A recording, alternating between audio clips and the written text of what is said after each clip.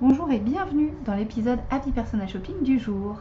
Pendant tout l'été, vous allez pouvoir retrouver chaque semaine une nouvelle interview. Ces interviews, ce sont des femmes qui ont un parcours inspirant dans le conseil en images que je vous propose de découvrir. Vous les connaissez peut-être si vous avez pu assister en live à ces interviews parce que ce sont des retransmissions des lives que j'ai fait cette année le vendredi entre midi et 2. D'ailleurs, si ça vous intéresse et que vous vous dites oh ce serait bien que ça revienne, venez me le dire sur Instagram, par email, sur LinkedIn, bref, où vous voulez, parce que je suis à votre écoute. C'est grâce à vous que le podcast existe et se développe et j'ai à cœur de continuer à ce qu'il réponde à vos besoins au quotidien. Et d'ailleurs, pour reprendre la tradition que j'aimerais instaurer à chaque épisode de podcast, je voudrais remercier une auditrice qui est venue me dire à quel point le podcast lui paraissait une mine d'or. Donc merci beaucoup à toi pour ce commentaire, Carole. C'est à toi que je dédie l'épisode du jour et encore merci d'avoir découvert le podcast et de m'avoir fait ton retour. C'est grâce à des retours comme le tien que je sais que je suis dans la bonne voie, dans le bon chemin vers ce que je veux faire. Vous savez que mon objectif c'est de faire rayonner le métier du conseiller en images, quelle que soit la forme que vous avez choisie pour en parler. Parce que comme vous le savez, il n'y a pas de forme imposée. Je crois que si on veut développer son activité de conseillère en images, il faut forcément le faire en suivant son cœur, en suivant ses passions, sa personnalité, et certainement pas en suivant ce qu'on essaie de vous imposer dans les écoles de conseil en images. Cela étant dit, ce que je vous propose aujourd'hui, c'est de découvrir l'interview de Julie. Julie, elle a une académie. Mais je n'en dis pas plus puisque vous allez le voir, elle va le raconter pendant l'épisode. Je vous retrouve à l'issue de celui-ci et je vous souhaite une bonne écoute. À tout à l'heure. Bonjour et bienvenue dans le podcast Happy Personal Shopping. Je suis Maïté Despréaux, bulle de mode, mentor business spécialisée dans l'accompagnement des conseillères en images et personal shoppers débutantes. Forte de plus de 15 ans d'expérience comme personal shopper, j'ai le plaisir de vous guider pour vous lancer dans cette activité passion. Dans ce podcast, nous aborderons 4 grandes thématiques pour vous aider à démarrer et à exercer sereinement. Première, la stratégie et l'organisation. Des conseils pratiques pour développer votre activité tout en préservant du temps pour vous. Deuxième, l'état d'esprit entrepreneurial. Je vous donnerai les clés indispensables pour bâtir une entreprise solide et durable. Troisième thématique, le savoir-faire métier. Tout ce qu'il faut maîtriser pour asseoir votre expertise et devenir une véritable professionnelle. Et enfin, des inspirations, des idées en matière de business et de style pour nourrir votre créativité, enrichir vos connaissances et mieux accompagner vos clients. Si tout cela vous plaît, alors commençons tout de suite avec l'épisode du jour. Bienvenue à toi, Julie. Merci beaucoup. Merci d'être avec nous, de prendre sur ton déjeuner pour nous parler de toi, de ton parcours. Donc, je rappelle aux personnes qui nous rejoignent et qui connaissent pas le principe, l'idée c'est vraiment d'accueillir des personnes qui ont un parcours inspirant. On est plutôt sur des femmes, évidemment. Hello les filles, bienvenue à vous. On est donc sur des femmes inspirantes, au départ plutôt dans le conseil en images, mais je ne m'interdis pas d'aller dans d'autres sphères justement pour montrer que l'entrepreneuriat, c'est souvent des choses qui sont finalement transverses, universelles et qui peuvent aussi nous inspirer, même si elles viennent d'autres secteurs. Donc aujourd'hui, on a le plaisir d'accueillir Julie. Et donc, comme vous le savez, il y a toujours nos 3 questions qui ont un petit peu changé en début d'année. Et donc, je vais laisser Julie se présenter tout simplement. Est-ce que tu peux nous raconter, Julie, s'il te plaît, quel est ton parcours, comment t'en es venue au conseil en images, pourquoi tu es là en fait, qui tu es, ce que tu fais? Ok, super. Je vais essayer de faire court parce que sinon ça peut vite être très long. On a à peu près une demi-heure, donc on a le temps vraiment. Vas-y. Et on a le temps, super. Je vais quand même essayer de condenser au maximum. Et si après il y a des questions, bien évidemment, sans toi libre de me les poser ou les personnes qui regardent aussi, bien évidemment. Donc moi je m'appelle Julie, comme tu l'as très bien dit, Julie Terreur. Bon, j'ai un nom qui est assez impactant, mais voilà, c'est comme ça je l'ai pas choisi. Mais voilà. Donc moi je viens de Liège en Belgique. Donc si à un moment donné vous entendez un petit accent ressortir, c'est normal, c'est parce que je viens donc de Belgique, de Liège. Et donc je suis conseillère en images. Donc j'ai lancé mon activité, mon agence de conseil en images en 2016. Donc ça va faire 9 ans d'ici quelques semaines parce que c'était en mars 2016. Et oui, voilà, donc ce sera bientôt la date anniversaire. L'année prochaine, grosse fête entre guillemets parce que ce sera 10 ans. Donc là, c'est quelque chose qui se fête aussi, je trouve. Donc voilà, presque 10 ans d'activité. J'ai lancé mon académie de formation en 2020. Donc ça, j'y reviendrai aussi parce que c'était une année un peu challengeante finalement pour lancer une académie de formation en présentiel à ce moment-là. Donc voilà, 2020, on sait tous ce qui s'est passé en 2020. Donc voilà, je crois que ça a eu beaucoup d'impact dans beaucoup de business. Voilà quoi donc, on se pose la question. Et comment est-ce que je suis arrivée du coup à tout ça? Comment est-ce que je suis tombée finalement dans le conseil en images? Déjà, je suis tombée dedans par passion, vraiment, parce que c'est un métier passion. Et je souhaite à tous de pouvoir justement vivre d'un métier passion parce que j'ai jamais l'impression finalement d'aller travailler. C'est vraiment quelque chose qui m'anime très fortement. Et donc je suis très fière d'en avoir fait mon métier à temps plein. Donc moi à la base, j'ai toujours été passionnée à la fois de l'esthétique, mais aussi de la psychologie humaine. Donc je pense que ça a toujours été dans mon parcours aussi jeune que je m'en souvienne. Ça a toujours été vraiment des éléments qui ont été très importants pour moi. La communication aussi, d'une manière ou d'une autre, ça m'a toujours un petit peu suivi et encore aujourd'hui, d'une certaine manière, ça me suit encore. C'est quelque chose que j'aime. J'aime communiquer, j'aime transmettre. Et donc, ben, ça a été un petit peu mes premières réflexions finalement. Quand tu as 18 ans, tu dois choisir tes études, ton parcours, ton métier. Moi, j'ai toujours été beaucoup plus littéraire que matheuse. Et donc, j'ai choisi un parcours littéraire en commençant des études en communication. Parce que mon objectif, c'était de travailler dans la presse féminine, donc toujours avec cette envie d'accompagner les femmes, voilà, d'allier un peu cette passion aussi pour la mode, pour l'esthétique au sens large, finalement. Et puis j'ai pas terminé mes études parce que je me suis vite rendu compte en fait que ça manquait de concret, de ce qui m'animait vraiment. Et donc j'ai pas continué, j'ai pas poursuivi pour ensuite entreprendre une autre formation qui était plutôt orientée sur tout ce qui était détaillant prêt-à-porter. Donc toujours avec cette envie de travailler dans la mode, mais encore un peu cette recherche de la jeune adulte que j'étais qui ne savait pas très bien vers où aller. Et donc, j'ai travaillé pendant des années pour commencer, enfin plusieurs années en tout cas, parce que je me suis lancée, j'étais quand même assez jeune finalement, dans des magasins. Vraiment par passion, parce que j'adorais ça, j'adorais mettre en lumière les vêtements, mettre en lumière les femmes, parce que moi j'étais principalement dans tout ce qui était département femmes, et pouvoir déjà laisser aller un peu cette part de créativité finalement, créer des looks, faire des propositions, mettre en avant, faire tout ce qui était visuel merchandising, etc. Ça c'était vraiment quelque chose que j'adorais, mais je sentais qu'il me manquait quelque chose. Il me manquait cette dimension plus humaine, ce conseil, cette approche vraiment plus psychologique aussi, qui me manquait quand même assez fortement dans ce métier. Et donc, j'ai commencé à me renseigner, à chercher un petit peu, tiens, qu'est-ce qu'il existe comme autre formation qui pourrait être complémentaire, qui pourrait m'aider, qui pourrait titiller un petit peu ce besoin et assouvir un petit peu cette partie manquante, si tu veux, que je ressentais. Et puis, je suis tombée vraiment par hasard, entre guillemets, même si je ne crois pas au hasard, voilà, c'est ça. Je pense qu'il n'y a pas de hasard dans la vie. Et ça a été un coup de foudre professionnel quand j'ai découvert le métier de conseillère en images. Donc, ça date il y a plus de 10 ans, du coup, parce que je me suis lancée en 2016, j'ai eu presque un an de formation. Donc voilà, ça date d'il y a plus de 10 ans. Il y a plus de 10 ans, c'était un métier qui était encore fort peu connu. C'était vraiment les prémices finalement du métier de conseillère en images, même s'il y a déjà eu une première vague début des années 2000. Oui. Avec du coup une première vague de conseillères en images ici en Belgique en tout cas, qui avaient fait leur petite place, mais qui étaient du coup un petit peu plus vieillissantes aussi, entre guillemets, elles étaient plus en fin de carrière finalement. Donc moi je suis arrivée un petit peu aussi à ce moment un peu charnière, si tu veux, où le métier commençait vraiment à se faire connaître. Et quand j'ai découvert cette formation, là ça a été vraiment un coup de foudre. Voilà, je me suis reconnue en fait dans ce métier. Je peux pas t'expliquer pourquoi. Ça a été vraiment un élan où je me suis dit, en fait, ok, c'est ça que je veux faire. Il y a cette dimension très humaine, très psychologique. Parce que tout un temps, j'avais même hésité, moi, à faire la psycho, parce que j'adorais ça. Ce qui m'a freinée, c'était plutôt le côté, justement, analyse, statistique, enfin, tu vois, le côté un petit peu plus scientifique qui m'a fortement freinée. Mais en fait, aujourd'hui, je me rends compte que cette dimension psychologique, je l'ai d'une autre manière dans le métier que je fais. Et en fait, tout ce qui me passionne, j'ai pu le mettre en place aussi dans mon métier aujourd'hui parce que je suis une passionnée de communication. Je communique beaucoup sur les réseaux sociaux. J'écris des newsletters. J'ai un peu créé mon magazine, entre guillemets, si tu veux. Cette dimension psychologique, je la retrouve dans mes coachings. La dimension de l'esthétique, le conseil en images en fait partie.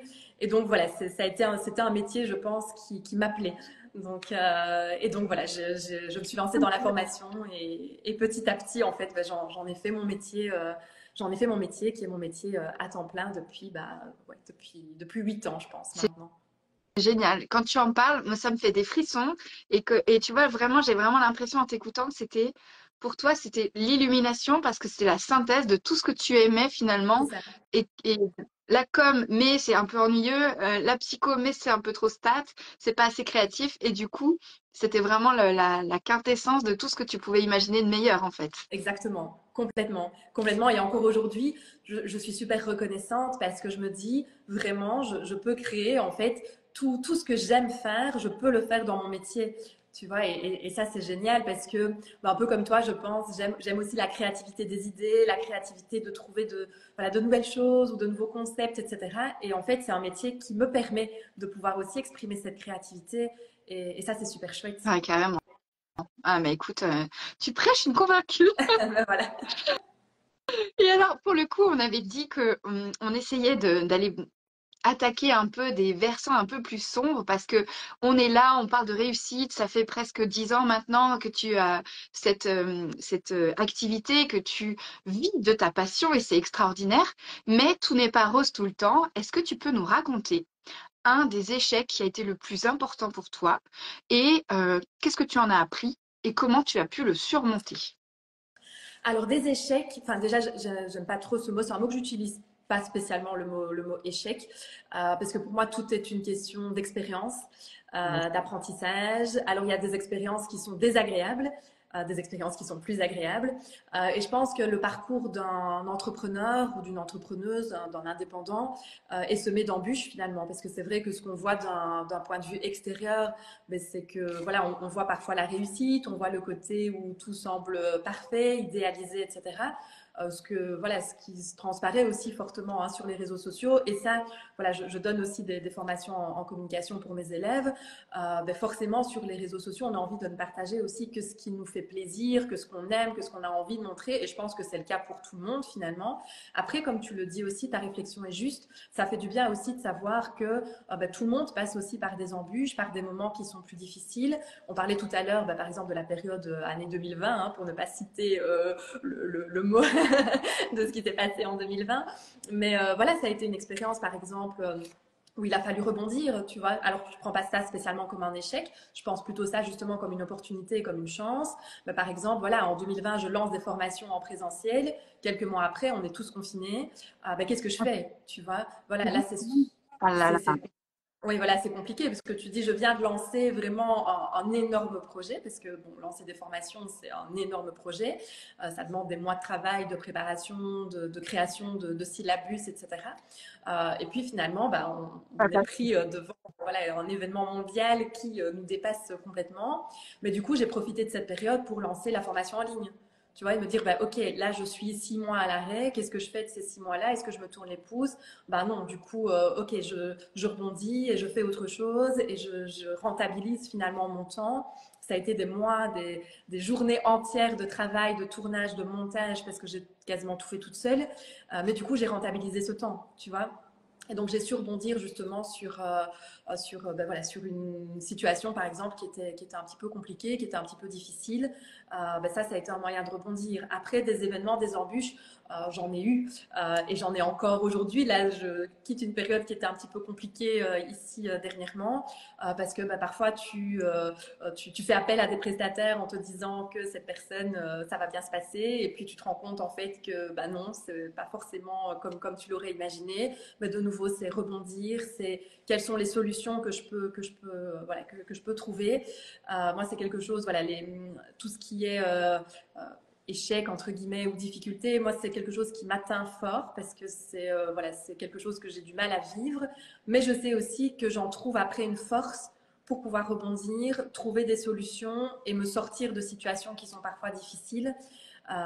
Et je pense que ça nous apprend aussi à mieux nous connaître, à savoir finalement quelles sont nos forces aussi derrière tout ça. Tu vois, quand on tombe face à des situations qui sont un peu plus difficiles, on se connaît mieux aussi. Et j'ai une de mes amies qui m'a dit récemment, parce que je me confie un petit peu à elle en lui disant oui, là pour le moment, c'est vrai que j'ai accumulé quelques petites choses, tu vois, des petits grains de sable où tu sentais que, enfin, tu vois, il y avait des petites choses qui se passaient pas comme je le voulais. Et ça, je suis fort dans le contrôle. Donc, quand ça sort de mon contrôle, c'est difficile, tu vois. Mais comme elle me l'a très justement dit, c'est une de mes meilleures amies et je la remercie vraiment de m'avoir dit ça. Elle m'a dit oui, mais en même temps, c'est aussi la première fois en 10 ans que tu opères autant de changements l'un à la suite de l'autre. Donc quelque part, c'est logique aussi que ce soit maintenant qu'il se passe plus de petites choses parce que tu as opéré aussi plus de changements et plus de choses. Et d'un autre côté, bah, en réfléchissant, tu vois, parce que je savais que tu allais me poser cette question aussi, et je me suis dit, bah, en fait, oui, elle a raison. Si tu restes dans ta zone de confort, bah, il ne peut rien t'arriver. Il ne peut jamais t'arriver d'échecs ou de grains de sable qui viennent un petit peu te titiller. Par contre, c'est quand tu sors de ta zone de confort que tu vois justement bah, qu'effectivement, il y a peut-être des petites difficultés ou des choses qui sont moins fluides ou moins faciles, mais ça te permet de réfléchir. Et une grande leçon que je tire aussi de tout ça, c'est que quand ce n'est pas fluide, quand il y a des choses qui bloquent, quand il y a des grains de sable, c'est qu'en fait, c'est juste un signe que c'est pas le bon chemin et qu'il y a d'autres chemins à prendre. Et ça, tu t'en rends compte aussi bah, quand tu es dans la situation où tu te dis, là, il y a un truc qui coince, qui se passe pas comme je voudrais. Bah, ok, c'est peut-être un signe en fait que tu dois pas forcer dans cette direction-là, mais juste peut-être ouvrir une autre porte et regarder à côté et voir qu'en fait il y a une autre direction qui est possible. Et moi, je fonctionne beaucoup comme ça. C'est de me dire, ok, s'il y a un truc qui marche pas, pourquoi ça marche pas? Est-ce que ça ne marche pas parce que c'est le projet ou le concept ou le partenariat qui ne marche pas, ou est-ce que ça ne marche pas parce que je dois aller faire autrement? Tu vois, et toujours se poser la question. Et c'est pour ça que voilà, échec, je n'appellerai pas ça échec, mais plutôt des expériences qui ont été inconfortables, mais toujours qui ont apporté avec recul plein de belles choses, plein de choses positives. Et le fait aussi bah, voilà, de savoir qu'on peut rebondir, ça te donne aussi confiance en toi. Et tu te dis, bah, en fait, ok, si je peux rebondir face à ça, bah, peu importe ce qui peut arriver, je sais que je trouverai des solutions. J'adore ta vision, le fait de dire en fait échec, le mot n'existe pas finalement, parce que c'est le cerveau, il réfléchit en fonction de ce qu'on lui dit, et donc le fait d'utiliser le mot échec est pas forcément positif, donc voilà, ça fait cet aval-là. Et par contre, le fait de dire, et j'adore ta vision de dire, bah en fait, si ça coince, c'est qu'il y a un truc qui marche pas, un peu comme quand tu essaies de démêler un nœud, si Oui, tu tires là où il y a un nœud, bah ça va être c'est encore pire. pire. C'est ça. Mais sauf que quand tu es dans la situation, dans la vie courante, tu te dis pas que c'est un nœud d'une pelote et qu'il faut simplement prendre un peu de hauteur et essayer de voir un peu où est la piste secondaire, quoi. Et effectivement, j'aime bien ta vision, tu vois, moi, alors on parle, est-ce que c'est crap, n'importe quoi de dire les signes astrologiques ou quoi? Moi, j'ai un côté fonceur, taureau et tout. Et des fois, je me dis, mais en fait, à un moment donné, il faut quand même s'asseoir et regarder ce qui se passe pour comprendre. Parce que tu peux pas foncer comme ça tout le temps. Il y a des moments, tu vas forcément avoir un obstacle. Ouais, Et j'aime bien ton idée de dire, ouais, en fait, non, il y a peut-être une porte juste à côté et j'ai juste pas eu le temps de la voir parce que j'étais trop dans mon ouais, truc, quoi. J'aime c'est ça. beaucoup. Ouais. Ouais, j'aime beaucoup. Merci pour ton partage, en tout cas, Julie. Je pense que c'est important aussi que les personnes qui nous écoutent, ils se rendent compte que c'est pas tout rose. Et comme tu l'as très bien dit, sur les réseaux, on partage ce qu'on a envie de partager. On n'est pas forcément tous avec cette force de caractère de partager des difficultés parce qu'il faut quand même les assumer d'abord pour pouvoir ensuite les montrer au monde, quoi. Donc, Ouais. on a tendance à être très réservé par rapport à ça. Mais clairement, le fait de dire, voilà, si c'est possible, et en fait, même, tu vois, j'y repensais, moi aussi, j'ai eu des difficultés ces derniers temps. Et en fait, on m'avait dit un jour qu'être entrepreneur, c'est résoudre des problèmes et je l'avais pas cru. Mais en Ouais. fait, C'est un peu ça. Hein. je sais pas ce que t'en penses, mais Mais oui, c'est un peu ça. En fait, être entrepreneur, on en parlait justement bah, hier avec mon réseau d'entrepreneurs, parce que j'ai aussi créé un réseau d'entrepreneurs avec une amie et partenaire.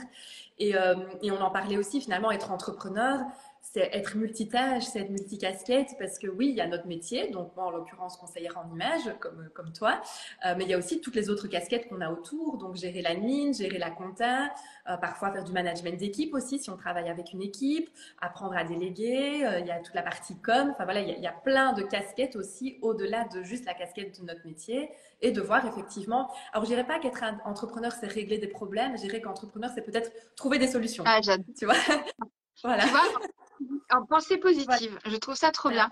Effectivement, tu as raison, le fait de dire je cherche des solutions, c'est quelque chose, c'est une sagesse fondamentale en fait. Et effectivement, le fait de dire, bah, plutôt que de penser problème, pense solution, c'est ce que tu disais, le fait de chercher la porte qui est ouverte alors que celle-là est fermée, quoi, en ouais, fait. c'est Ah, ça, mais c'est sûr. complètement. Trop bien. Ouais. Eh bien, écoute, génial. On a encore un petit peu de temps pour notre troisième question. Oui, Quel allez. est l'outil auquel tu ne renoncerais plus aujourd'hui? Alors, dans ton métier, dans ton activité de conseiller en image ou de formatrice, toi qui choisis, qu'est-ce que tu en penses?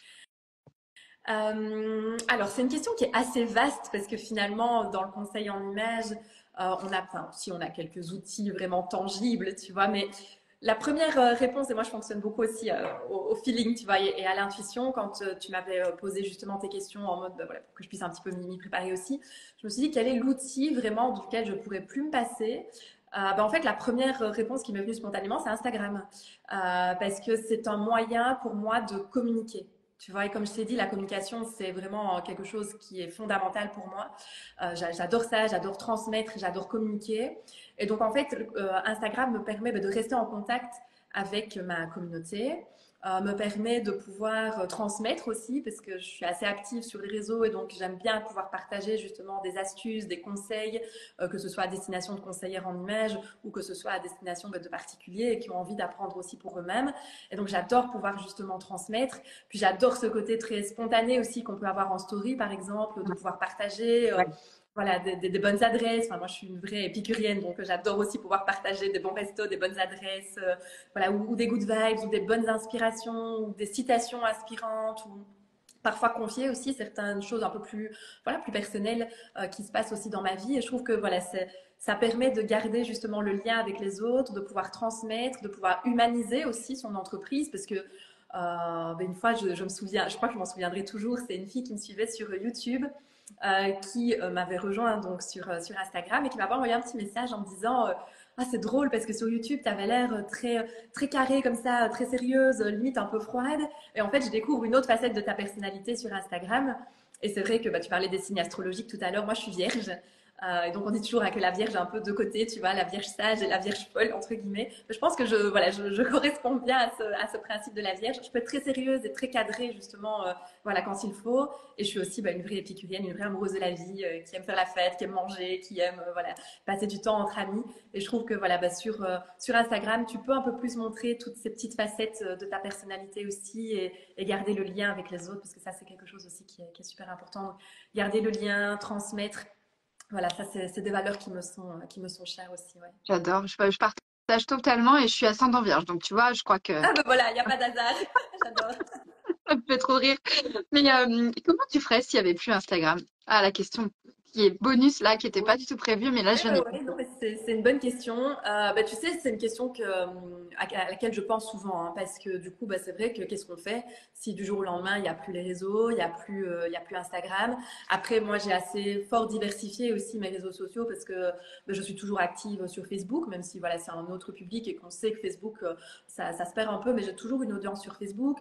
J'ai toujours mon audience sur YouTube aussi, parce que voilà, j'ai une chaîne YouTube aussi qui fonctionne plutôt pas mal avec pas mal d'abonnés. J'ai des newsletters aussi qui me permettent de rester en contact avec les gens et d'assouvir un petit peu mon plaisir de l'écriture, parce que je reste voilà, une fan de communication, comme je te l'ai dit. Voilà. Donc voilà, j'ai d'autres moyens aussi, bien évidemment, de pouvoir communiquer. Et je pense que si demain Instagram n'existe plus, ce sera remplacé par autre chose et ce sera une autre plateforme et ce sera voilà, une autre manière de garder le lien aussi. Mais quoi qu'il arrive, je pense que voilà, garder le lien, c'est quelque chose d'important pour moi et de pouvoir communiquer, de pouvoir partager. Bah, si c'est plus sur Instagram, ce sera ailleurs. Voilà. Génial. Écoute, super. Enfin, vraiment, je te remercie beaucoup pour ton partage. On avait dit à peu près une demi-heure parce que, voilà, après, ça devient regardable, je trouve, en replay.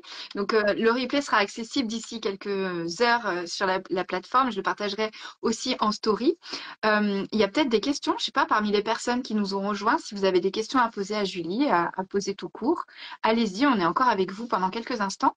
Moi, ça me permet de te remercier vraiment, Julie.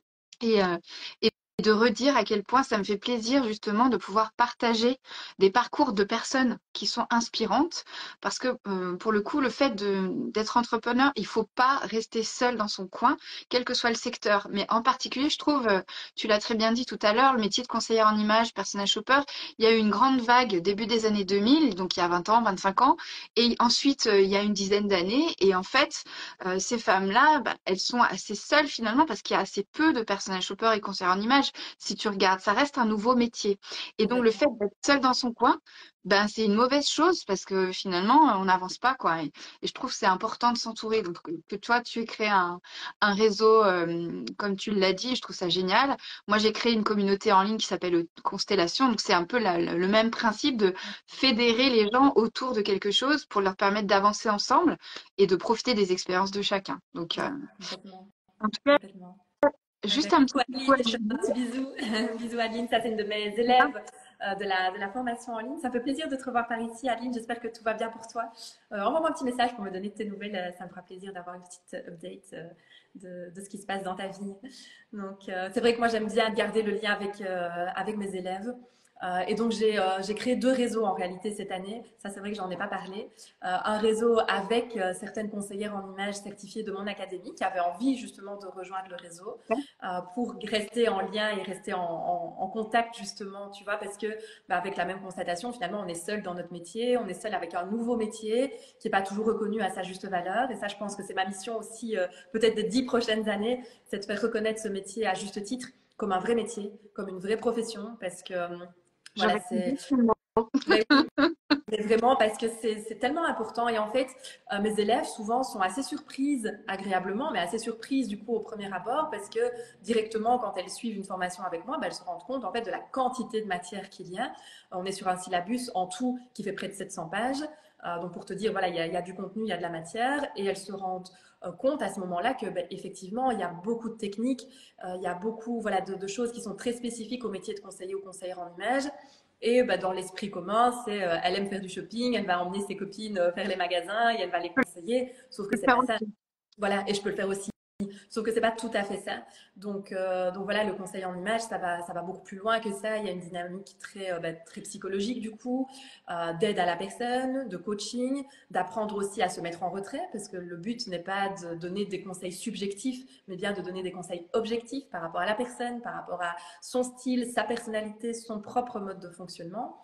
Et donc c'est un vrai métier. Je pense que ça, c'est vraiment une valeur très forte aussi pour moi de vouloir le faire reconnaître en tant que tel. D'où la création aussi de ce réseau de conseillers en images qui sont certifiés, qui ont envie d'avancer ensemble, qui ont envie voilà, aussi de se voir comme des collègues et pas comme des concurrentes. Et ça, je pense que c'est quelque chose de super important parce qu'on est des collègues, tu vois. Voilà. Exactement, c'est exactement le. Tu sais, j'aurais pu avoir le même discours à la ligne et à la virgule près. C'est exactement ça, et c'est ce que je répète moi aussi aux personnes. Arrêtez de vous voir comme des concurrentes. N'ayez pas peur l'une de l'autre. Vous êtes assez différentes pour pouvoir justement attirer des personnes différentes. Donc, plutôt que de se tirer dans les pattes, essayons d'avancer ensemble et de faire reconnaître ce métier qui est fabuleux. Donc Oui. non, non, ça me fait tellement plaisir, Julie, de Écoute, partager ça voilà, avec on est alignés, on est raccord. Exactement. Bon, j'ai pas vu de questions, donc on va peut-être pouvoir dire bon après-midi aux personnes qui nous ont suivis. Merci d'avoir été avec nous. Entraînement colorimétrie, eh bien, bon Ah ben entraînement voilà. colorimétrie. Ah ben, c'est une de mes élèves de la session en présentiel actuelle, du coup.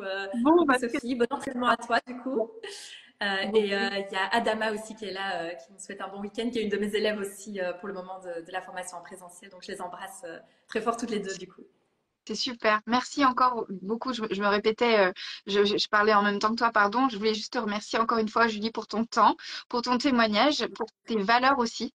Et je crois que c'est important qu'on soit plusieurs à diffuser ce message, justement, et que ce soit pas seulement des mots en l'air, mais que ce soit vraiment quelque chose qui nous guide au Ouais, quotidien. complètement. Je suis complètement d'accord avec toi. Merci à toi en tout cas. Merci de m'avoir invitée. Bon après-midi. À bientôt, Julie. Merci à À tous. bientôt. Bel après-midi aussi. Au revoir. Voilà, cette interview est maintenant terminée. Et ce que je voulais retenir de cet épisode avec vous, c'est partager de nouveau le plaisir que j'ai eu d'échanger avec Julie, parce qu'elle et moi, on a cette même vision que malheureusement, dans l'esprit des gens, le conseil en image, c'est quelque chose de simple, de facile à faire et que n'importe qui peut faire. En réalité, il y a beaucoup de matière, comme elle l'a très bien dit.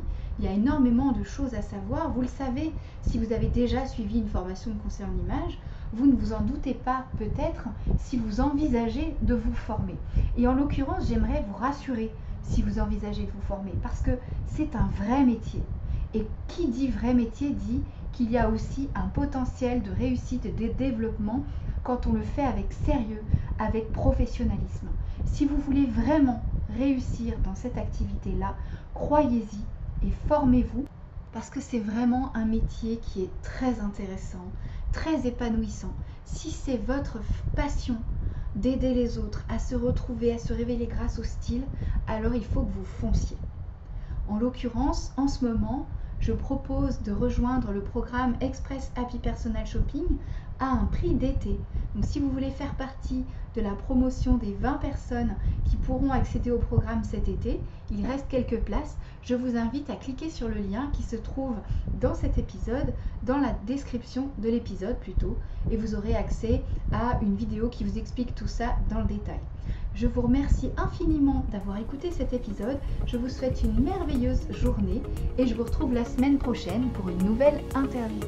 À bientôt et bonne semaine.